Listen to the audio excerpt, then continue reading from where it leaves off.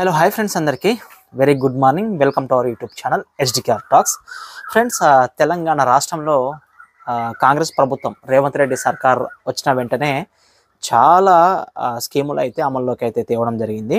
ఇవన్నీ మనకి ఎలక్షన్ టైంలో ఇచ్చినటువంటి హామీల మేరకి సీఎం రేవంత్ రెడ్డి గారు అయితే ఈ స్కీములను అయితే ముందుకు సాగడం జరుగుతుంది. అంటే ఈ స్కీములను అయితే సక్సెస్ఫుల్గా అయితే కంప్లీట్ చేయడం జరుగుతుంది. దాంట్లో ముఖ్యంగా మనకి మహిళలందరికీ మహాలక్ష్మి పథకంలో ఉచిత బస్సు సౌకర్యం, అదేవిధంగా గృహజ్యోతిలో భాగంగా 200 యూనిట్ల వరకు ఫ్రీ కరెంటు, అదేవిధంగా రైతు భరోసా. ఇప్పుడు మనకి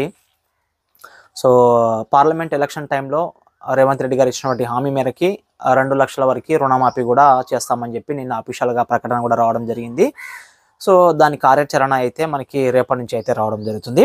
అయితే దీనిలో భాగంగానే మనకి మహాలక్ష్మి పథకంలో భాగంగానే మహిళలందరికీ 2500 రూపాయలు ఇస్తామని చెప్పి కూడా మనకి ఈరోజు అఫీషియల్గా మనకి దిశ పత్రికల్లో అయితే ప్రచురించడం జరిగింది.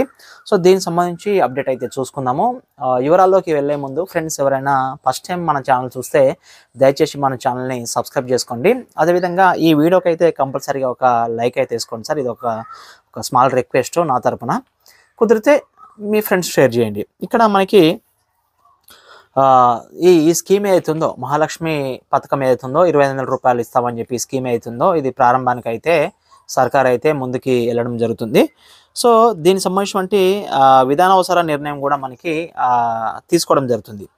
అయితే ముఖ్యంగా మనకి ఈ మహాలక్ష్మి స్కీమ్లో 2500 రూపాయలు ఎవరికి ఇవ్వాలనేది కూడా మనకి డిసైడ్ అవ్వడం జరిగింది. దీంట్లో ముఖ్యంగానే ఎవరి ఇంట్లో అయితే ఎటువంటి పెన్షన్, వాళ్ళ ఫాదర్స్ కానీ, అంటే వృద్ధులు కానీ, వికలాంగులు కానీ, ఇంకెవరైనా కానీ ఎటువంటి పెన్షన్స్ అయితే తీసుకోకూడదు. ఫ్రెష్గా అంటే ఈ మహాలక్ష్మి పథకంలో ఈ మహిళలే ముందుగా పెన్షన్ తీసుకునే వారైతే ఉండాలి. గతంలో ఎవరు పెన్షన్ తీసుకోకుండా ఉంటే వాళ్ళకైతే వస్తుంది. ఇది ఒక పాయింట్. దీనితో పాటు తెల్ల రేషన్ కార్డు అయితే కంపల్సరీ కావాలి. అదేవిధంగా బిలో ప్రావర్టీ లైన్ కింద ఎవరైతే దిగువ స్థాయిలో ఎవరైతే ఉంటారో వాళ్ళకి, అంటే పేద వాళ్ళకే ఈ 2500 రూపాయలు అందిస్తామని చెప్పి కూడా ఒక కథనం అయితే మనకి నడవడం జరుగుతుంది. అదేవిధంగా పెన్షన్ తీసుకున్నటువంటి వారు కంపల్సరీగా మ్యారేజ్ చేసుకొని ఉండాలండి.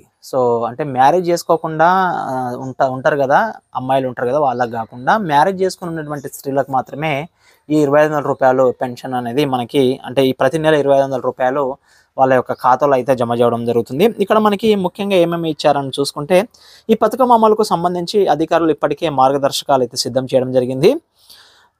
రాష్ట్రంలో తెల్ల రేషన్ కార్డు ఉన్న ప్రతి మహిళ అకౌంట్లో నెల 2500 రూపాయలు పడతాయని చెప్పడం జరుగుతుంది. ప్రభుత్వం నుంచి ఎలాంటి పెన్షన్లు పొందని కుటుంబంలోని మహిళలకు మాత్రమే నగదు అందేలా నిబంధనలు తీసుకున్నట్లయితే మనకి సమాచారం.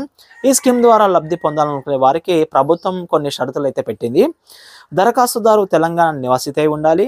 అదేవిధంగా తప్పనిసరిగా కుటుంబానికి స్త్రీ యజమాని అయి ఉండాలి. అదేవిధంగా బిలో ప్రావర్టీ లైన్ కింద అయితే వీళ్ళైతే ఉండాలి. దరఖాస్తుదారు తప్పనిసరిగా వివాహం చేసుకొని ఉండాలి. ఒక కుటుంబం నుంచి కేవలం ఒక మహిళకి మాత్రమే ఈ పథకం యొక్క ప్రయోజనాలు అయితే పొందే అవకాశం ఉంటుంది. దరఖాస్తుదారు కుటుంబం సంవత్సరానికి 2 లక్షల కంటే తక్కువ కుటుంబ ఆదాయం అయితే కలిగి ఉండాలి.